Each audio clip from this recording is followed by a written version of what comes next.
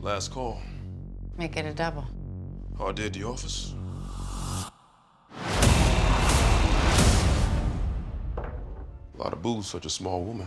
I don't get asked on a lot of second dates.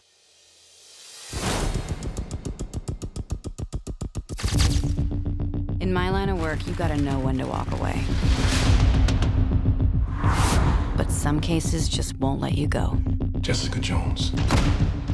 You tossed a man twice your size across the bar with one hand. Adrenaline kicked in. Does anyone else know about your abilities? There's one other out there.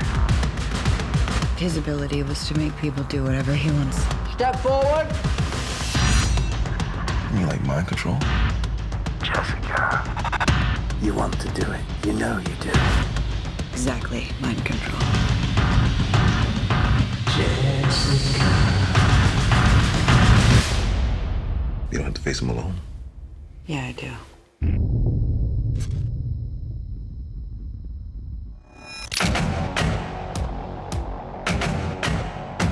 How will you prove that this mind controller is real? Jessica. I'm a private investigator. I'm resourceful.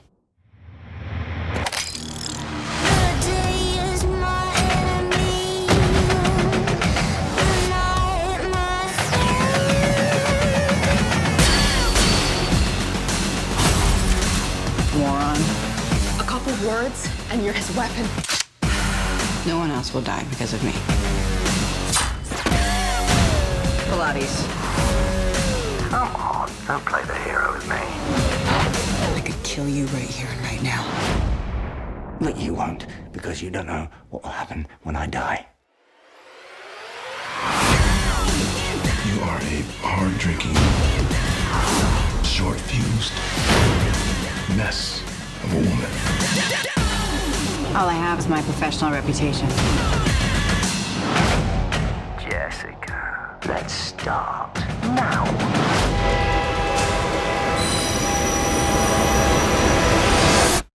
I don't know how you handle it. It's called whiskey. Hey YouTubers, it's Charlie. New Jessica Jones footage. The series is gonna all drop in less than 10 days, so let's break it down. The fun thing about this trailer is it just reveals way more David Tennant. And it actually implies that if Jessica Jones were to kill him, something terrible would happen. Like he had some sort of final kill order that he's implanted in everyone.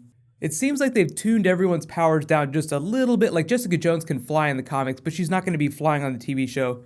The Purple Man can affect like a great number of people, but they have to be in certain proximity to him. So if he were to walk into the middle of Times Square in the middle of a giant parade, then yeah, I mean, he would be able to affect a ton of people at the same time. But because his power is tied to pheromones, like a biological pheromone that he gives off, it's something that stays in your bloodstream. That's why even though when we pick up in episode 1, she's already escaped his clutches, she still hallucinates him. There's still a lasting psychological effect, and there's probably a little bit of his pheromones that are stuck running through her body. The longer you're around him, like the deeper his pheromones will seep into your body. So as you can see in the flashbacks in the trailer, Jessica was used by him to commit crimes for a long period of time. In the comics, it was several months. I don't know if it's going to be the same amount of time on the TV show. They might play with that a little bit. But it looks like Jaren Hogarth here, who works for Rand Meacham in the comic books, is the one that hires Jessica Jones because the Purple Man encroaches on some of her business interests, or some of their business interests. Rand Meacham is the company that Danny Rand Iron Fist's family owns. There are a lot of Iron Fist rumors going around, so I'll have to do an Iron Fist video at some point. They're still going to be doing something with it. The rumor is that Netflix has seen the footage of John Bernthal as the Punisher, like they've been filming Daredevil Season 2. And the belief is that Netflix likes what they see so much that they want to greenlight a Punisher series before they do Iron Fist. And just because Punisher fits a little bit better into this depowered world of the Defenders. Iron Fist starts to take it to this like crazy mystical territory, and right now Daredevil's still in crime drama mode. The Jessica Jones is the same thing too. It's not at all like the world of the Avengers where you have like really fantastical stuff happening, and that's kind of where Iron Fist gets to. But I don't think that's a big problem. I think they're just having a hard time finding the right director, the right actors, the right cast, and they already have this Punisher guy, so they're like, okay, well we have this sitting on the bench right now, so why don't we greenlight him first?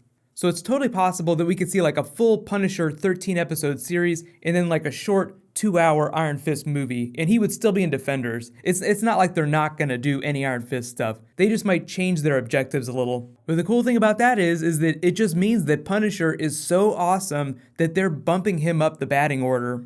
Speaking of big hitters, Mike Coulter was actually talking a little bit about Luke Cage. It sounds like he will have his powers when this series picks up, when Jessica Jones picks up. But the bigger idea that I think this Jessica Jones trailer conveys is that she's kind of on the outs. She's all about working by herself. She needs to learn to work with a team. And Luke Cage is a big part of socializing her again. Here's the big question though. Let me know in the comments. Would you rather see a 13-episode Punisher series, just like Daredevil and Jessica Jones, before Iron Fist, and then like a 2-hour Iron Fist movie? Or would you rather see 13 episodes of Iron Fist and then a 2-hour Punisher movie? Either way, they'll all make it to Defenders, and I think of all the characters, Punisher and Daredevil have the best chance of making it into the movies.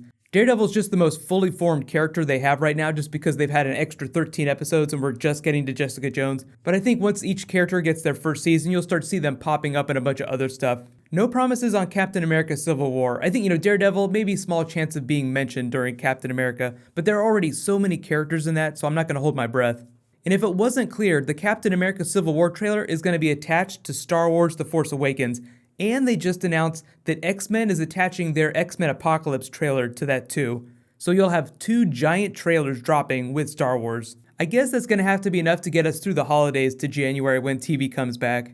Deadpool is actually opening the year in terms of big superhero movies just because that comes in February. I think you guys are really going to like the Stan Lee cameo in that. It was in the Comic-Con trailer, so if you were at Comic-Con and you saw it, you probably know what Stan Lee is doing. But I think they cut it out of the public trailer that they released online. There is some new Star Wars stuff coming on Thursday, but it's dropping during ABC's primetime lineup, and it's all like, female-oriented TV shows, so it's probably going to feature the female characters of The Force Awakens a little bit more than previous trailers, which should be badass. I'm hoping for more Captain Phasma. We'll talk about that more on Thursday night, so be sure to subscribe to get everything.